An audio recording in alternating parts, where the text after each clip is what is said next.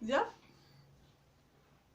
Buenas noches, mi nombre es licenciada Luz del Carmen Delgado Hernández. Estoy cursando el tercer trimestre de juicios orales y como primer tema voy a exponer régimen celular. Los antecedentes de esta forma de aplicación de la pena privativa de libertad se encuentran, según Neumann, en el derecho canónico, que hacia el siglo XVI adoptó la reclusión a la soledad como una forma de arrepentimiento, de reflexión y de moralización. Por lo que, teniendo en cuenta esta consideración, podemos sostener que fueron los monjes los primeros de ser confinados en celdas en las que sufrían padecimientos físicos como el hambre y morales, como la soledad absoluta. Posteriormente, la Iglesia extendería este procedimiento al orden civil, en el que fue, por ejemplo, aplicado en la prisión romana de San Miguel, construida en 1703, en Austria en 1759, pero principalmente aplicado en Norteamérica, en el que fue introducido en Pensilvania y en Filadelfia por Franklin y Jefferson, siendo por este mismo que podemos encontrar que también a la forma penitenciaria se le ha denominado como régimen pensilvánico. Las características primordiales de este régimen se encuentran en el aislamiento absoluto y permanente de los reclusos mediante su confinamiento al interior de sus celdas, por lo que a su vez también se le ha otorgado a este régimen penitenciario su más conocida denominación, aislamiento celular. En términos reales, a los reclusos sometidos en esta forma de aplicación de la pena privativa de la libertad, tan solo se les permitía el desarrollo de las tareas individuales de la lectura de la Biblia, ni siquiera se les permitía acceder a las actividades laborales, ya que la filosofía del régimen era la de generar circunstancias necesarias para la meditación y para la reconciliación con Dios. Por lo que, en consecuencia, se consideraba que entre más tiempo estuviera el recluso consigo mismo y que entre menos distancia tuviera, más rápida y eficazmente llegaría a censurar su conducta criminal y a elaborarse propósitos futuros de no volver a delinquir. Adicionalmente operaba al interior de este régimen la regla del silencio, por lo cual los reclusos, además de no poder relacionarse físicamente con personas distintas a las que pertenecían al personal penitenciario, tampoco podían sostener ningún tipo de conversación ni de comunicarse al interior del presidio. Posteriormente, sería este régimen eliminado de la mayoría de las legislaciones del mundo, pues además de costoso, ya que implicaba el uso de celdas individuales para cada uno de los reclusos, fue también visto como un inhumano para contrariar a la naturaleza, debido a que alejaba a sus semejantes y les impedía el desarrollo normal de cualquier tipo de contacto humano. A pesar de lo anterior, hoy en día, en países como Holanda, continúa subsistiendo este régimen penitenciario para el caso de los reclusos inadaptados. También subsisten países como Francia, España y Japón. Para el caso de delincuentes primarios, quienes al ser los sancionados con penas privativas de la libertad que no superan el término de un año, son mantenidos en un aislamiento absoluto para así poder evitar los contactos con los delincuentes comunes que sean capaces de pervertirles. En conclusión, el sistema celular en el siglo XVI adoptó la reclusión de la soledad como una forma de arrepentimiento y reflexión.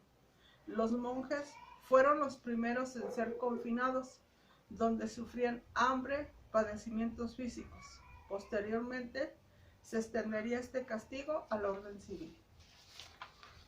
A continuación, voy a exponer el régimen correccional, el modelo de lo que enseguida se dio en llamar el Reformatory System. Fue presentado por Zebulon Redboy al Congreso de Cincinnati en su famoso informe El Ideal of a True Prison Reform System. Para entonces, Broadway, que había empezado su carrera como guardia de prisión en Cincinnati y había llegado como superintendente de la Michigan House of Correctional en Detroit, ya era un reputado penitenciarista, conocido por sus medidas de rehabilitación. Su preocupación por los jóvenes y sus intentos de introducir el régimen progresivo a través de la sentencia intermedia en la prisión de Detroit. La idea fue acogida con entusiasmo en el Congreso de Cincinnati y tras superarse los problemas políticos y económicos para su ejecución, finalmente conseguiría llevarse a la práctica 6 años después, con la construcción del reformatorio de Elmira, bajo la dirección del propio Zebulon Broadway desde su inauguración en 1876 hasta 1900. El centro se situó en lo alto de una colina en las afueras de la ciudad de Nueva York, Light o Collegiate Hospital, y estaba destinado al internamiento de delincuentes de 16 a 30 años. Se basaban en la clasificación de penas en 3 grados. Todos entraban en el grado intermedio y en 6 meses se decidía elevarlos al superior o degradarlos al inferior. Y en la individualización de la condena a través de la sentencia intermedia, con penas que se situaban entre un mínimo y un máximo según el delito, de tal manera según fuera el comportamiento o conducta del preso. Dentro de la prisión se le iban concediendo beneficios penitenciarios en cuanto a su vestimenta, comida y régimen penitenciario en general, pudiendo disminuir el tiempo de su condena. Por lo demás, en el tratamiento penitenciario se basaba en el ejercicio físico obligatorio y en el trabajo agrícola e industrial, trabajos de construcción, fabricación de piezas de chapa, calzado o cepillería, fundación de hierro e incluso la publicación de un periódico de Sumai desde 1883. Durante el día y en la enseñanza de educación básica durante la noche, lengua, matemática, ciencia, etc., ofreciéndose puntos adicionales a quien quisiera completar su educación con determinados programas de formación religiosa. Frente a ello, el régimen disciplinario para los presos de mala conducta era muy duro, de tipo militar, y basado en los castigos corporales, acusándose con el paso de los años crecientes críticas de brutalidad. En Elmira, este hecho unió a la multitud de delincuentes que llegó a recibir el centro. Las 504 celdas iniciales se aumentaron hasta 1296, sin que fuera suficiente para los 1500 internos que llegó a tener, incluidos presos de especial peligrosidad. Fueron los mayores problemas que tuvo que afrontar este modelo. Pero a pesar de sus problemas, el sistema de reformatorio supuso en los Estados Unidos una importante evolución sobre el sistema de la penitenciaría y terminó de imponerse junto al reformatorio de Elmira. Se fundaría en Nueva York. Para aliviar el exceso de la población de aquel y reservándose los presos reincidentes, alborotadores e incorregibles. Y en poco tiempo comenzaron a construirse también otros reformatorios con planes muy similares en Massachusetts, Pensilvania, Illinois, Ohio o Indiana. Todos ellos se basaban en la finalidad educacional antes de que retuviera la pena, y a tal fin apostaban, como en el caso de Elmira, por nuevos principios arquitectónicos, edificios más luminosos y abiertos en el campo, la clasificación moral del delincuente, la individualización de la pena a través del principio de sentencias indeterminadas, una férrea disciplina militar, mucho ejercicio físico, trabajo en talleres o manufacturas y sobre todo una buena educación o enseñanza al preso. Cuestión esta última, que en los sistemas penitenciarios estadounidenses resultaba absolutamente original y que permitió la introducción de escuelas, bibliotecas en los centros penitenciarios. Aunque los primeros reformatorios lo fueron para jóvenes, no tardaron en fundarse establecimientos similares para mujeres. Por ejemplo, en Massachusetts Reformatorio Prison for Women, tan solo un año después que Elmira en 1877. Y también para adultos, en el convencimiento de que el sistema progresivo era conveniente para todos ellos. La diferencia entre unos y otros se estribaba fundamentalmente en el tipo de trabajo y en la mayor atención puesta en la educación de los jóvenes. Pero dejando a un lado sus diferencias, en general todos estos centros aplicaron un régimen progresivo en 3 periodos: el de aislamiento para reconocimiento y observación del recluso, el de la vida en común por su educación e formación, y el de preliberación para ponerlo en contacto con el exterior mediante permisos de salida, pudiendo dividirse el último de ellos en 4 periodos de libertad. A estos periodos o grados se ascendía o se descendía en intención a un sistema de marcas que premiaban el aprendizaje, el trabajo y la buena conducta del detenido. En conclusión, el sistema de reformatorio y aquellas experiencias y las constitutivas del sistema progresivo a finales de este mismo siglo fueron conocidas de forma temprana en España, tanto a nivel internacional como nacional.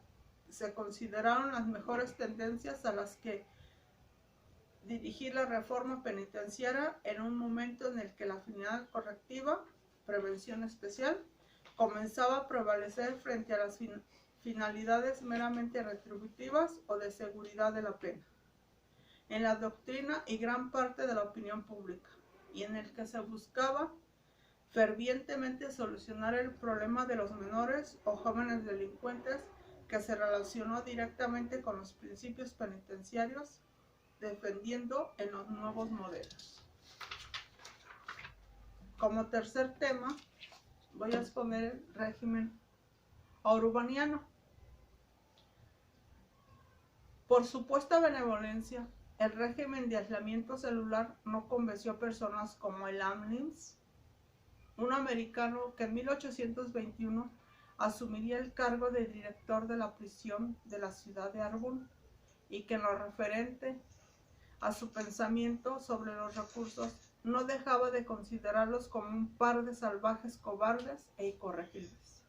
Sería en consecuencia la prisión de la ciudad de Arbun un centro de reclusión con un régimen especial de tratamiento de los reclusos, que básicamente fue el resultado de los bajos presupuestos destinados a las prisiones y de un pensamiento exagerado e irracional, profesado y llevado a la práctica por Lenz. Los bajos presupuestos para los asuntos penitenciarios ocasionaron que Lenz no pudiera renunciar a la posibilidad de hacer trabajar a los reclusos, y más aún por su alto costo, ya que implicaba el empleo de numerosas personas para la enseñanza. Renunciar también a la posibilidad de hacerlo trabajar individualmente, como de acuerdo a la base de sus ideas era lo que él anhelaba. Fue en consecuencia implantado el trabajo comunal, pero a la vez fue conservado el aislamiento nocturno bajo la regla del silencio absoluto, que con posterioridad también fue extendida al momento del desempeño de las tareas laborales. Los reclusos, en las que bajo la absoluta y permanente presión sufrían de castigos corporales, se les imponía la obligación de no hablar y de conservar la posición corporal adecuada para el desempeño de sus actividades. Entonces, un avance hacia la humanización de la pena privativa de la libertad, como se le ha pretendido hacer ver, sino por el contrario, la consecuencia de los bajos presupuestos estatales para las cárceles que obligaron al INS a abolir el trabajo individual y por lo tanto a permitir con tanto desagrado que elaboró sus propias reglas para ello, la relación de los reclusos en el desarrollo de sus actividades laborales. De lo anterior, podemos en primer lugar deducir las normas establecidas en el interior de este régimen penitenciario, compuestas por aislamiento celular nocturno, trabajo en comunidad, disciplina severa y silencio absoluto. En segundo lugar, podemos decir que este régimen arubaniano es el resultado del acoplamiento del régimen celular a los bajos presupuestos estatales en el campo de las prisiones. Concluimos en consecuencia que este es uno de los regímenes más crueles de todos los que han llegado a existir para la aplicación de la pena privativa de la libertad. Y lo es porque en su interior, a diferencia del aislamiento celular, generaba la ansiedad y aumentaba la necesidad humana de mantener contactos verbales y físicos con los semejantes, es decir, con los demás reclusos. Linz, sin duda alguna, lo sabía y por ello se propuso no ceder, sino por el contrario, imponer su pensamiento que no era nada distinto a la necesidad de cumplir con sus reglas, esas que arbitrariamente había elaborado y que eran tan difíciles de cumplir por la particularidad que tenemos los seres humanos, reclusos o libres, y que nos diferencia de las demás especies, la necesidad de relacionarnos con nuestros semejantes. Ya para terminar, en este régimen fue implementado el trabajo comunal, pero a la vez fue conservado el aislamiento nocturno bajo la regla del silencio absoluto, en la que la baja absoluta y permanente presión de sufrir castigos corporales se les imponía la obligación de no hablar y conservar la posición corporal adecuada para el desempeño de sus actividades. Las normas establecidas en este régimen es el resultado del acoplamiento del régimen celular en el campo de las prisiones, siendo uno de los regímenes más crueles de los que existieron para la aplicación de la pena privativa de la libertad.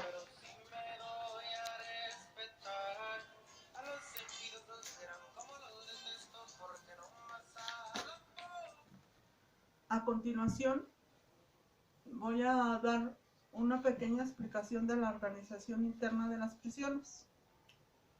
Ingreso de detenido, preso o penado se hará mediante mandamiento o orden de la autoridad competente en calidad de detenido.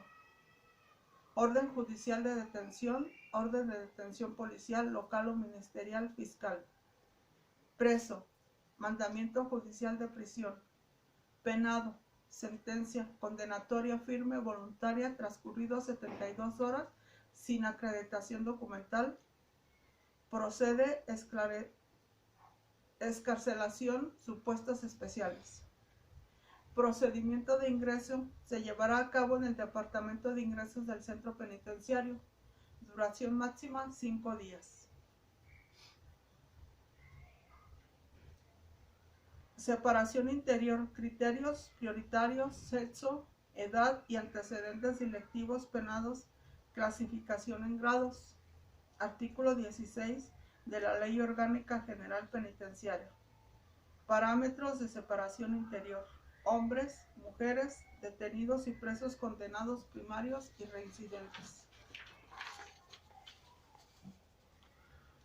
Libertad y excarcelación de detenidos, presos y penados. Artículo 17, Ley Orgánica General Penitenciaria y artículos 22 y 30. Libertad de detenidos y presos, acordada por mandamiento de la autoridad judicial competente. Detenidos serán excarcelados a las 72 horas si no se recibe mandamiento de prisión libertad de penados. Traslados y condiciones de los internos, artículo 18 y 79 de la Ley Orgánica General Penitenciaria y artículos 31 y 40. Destino: centro penitenciario, asignado por el centro directivo a un penado para cumplir condena en virtud de su grado. Centro directivo: destino de los reclusos en los distintos establecimientos. Artículo 79 de la Ley Orgánica General Penitenciaria y de artículo 31. Se ejerce a partir de estas propuestas formuladas por Junta de Tratamiento, director del establecimiento, Consejo de Dirección del establecimiento.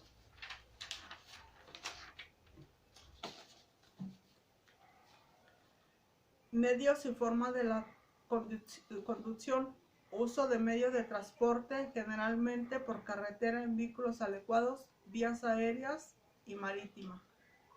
Asistencia sanitaria: en el artículo 34, Ley Orgánica General Penitenciaria, la Administración Penitenciaria velará por la vida, integridad y salud de los internos.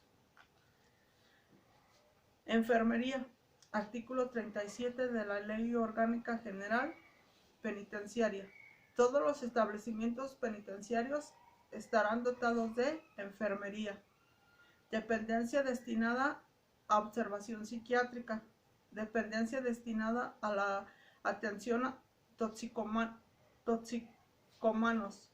Unidad de enfermos contagiosos. Dependencia dotada de material de obstetricia necesario para el tratamiento de internas embarazadas. Modelos de atención sanitaria internos. Atención primaria: se ejerce dentro del sistema penitenciario con sus propios medios o concertados.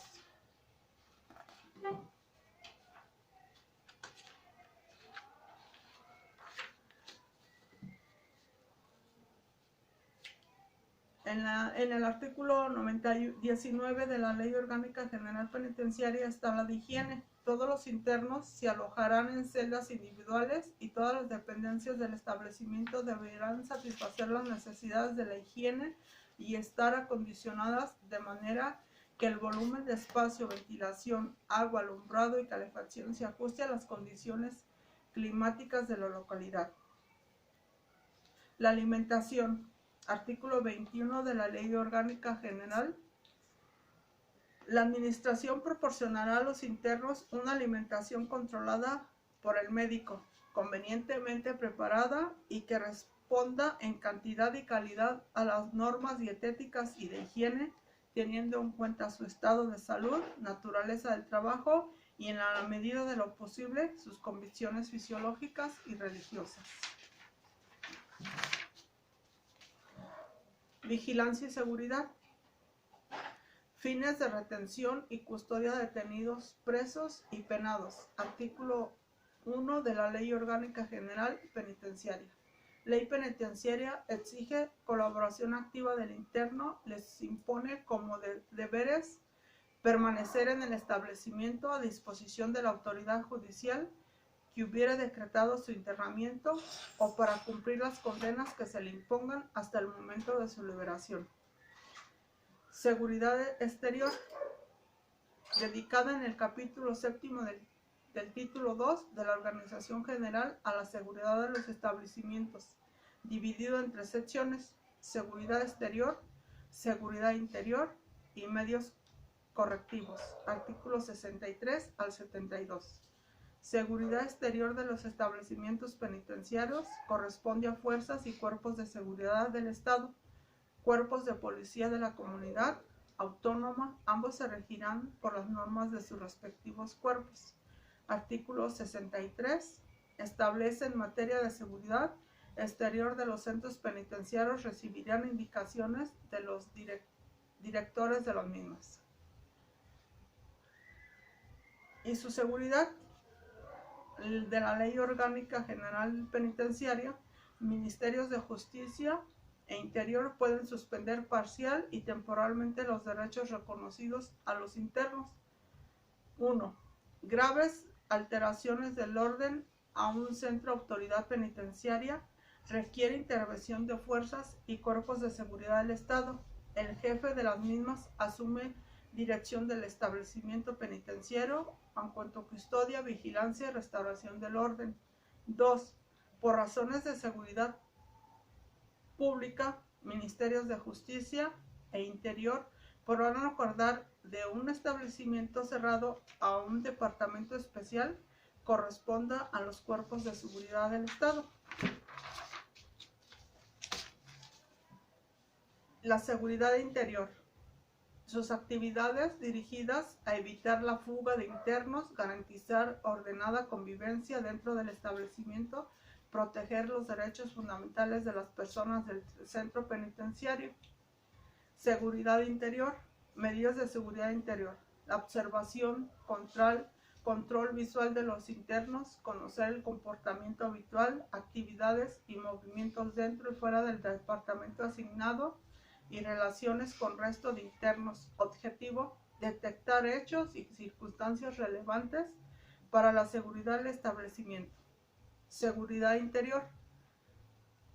Recuento ordinario diario en los momentos de relevo del personal de seguridad al día por la mañana, después de la comida y tras la cena. Seguridad interior. Cacheos, registro de las personas del interno. Objetivo: evitar que puedan llevar objetos prohibidos o peligrosos en su poder. Son registros personales y se realizan mediante la palpación o elementos electrónicos para detectar metales.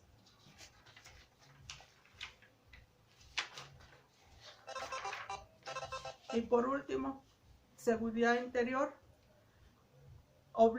Su obligación reglamentaria de formular por parte un escrito por los funcionarios que hayan practicado los registros, requisitos, cacheos y demás controles, practicados específicamente si el caso de los cacheos con desnudos integral o practicados.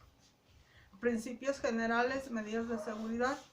Principio de necesidad, principio proporcional de idoneidad, principio de respeto a la dignidad y a los derechos fundamentales, principio de preferencia a la utilización de medios de carácter electrónico y por último, seguridad interior. Los medios coercitivos, medidas reglamentarias utilizadas de manera coercitiva sobre los internos en los siguientes supuestos: artículo 45 de la Ley Orgánica General Penitenciaria, para evitar daños de los internos, asimismo a otras personas o cosas. Seguridad interior. Los medios coercitivos, uso de autorización del director. Este lo pondrá en conocimiento del juez de vigilancia, expresando detalladamente los hechos que dieron lugar a su utilización. Seguridad interior. Principios generales, medidas coercitivas. El uso de las medidas será proporcional al fin pretendido. El uso de las medidas estará dirigido exclusivamente al restablecimiento de la normalidad. Las medidas coercitivas solo se aplicarán cuando no exista otra manera menos gravosa para conseguir la finalidad perseguida. La duración de las medidas coercitivas solo será por el tiempo estrictamente necesario para la integridad del interno y de otras personas, a las mujeres gestantes y a las mujeres hasta 6 meses después de la terminación del embarazo. De mi parte es todo. Muchas gracias por su atención.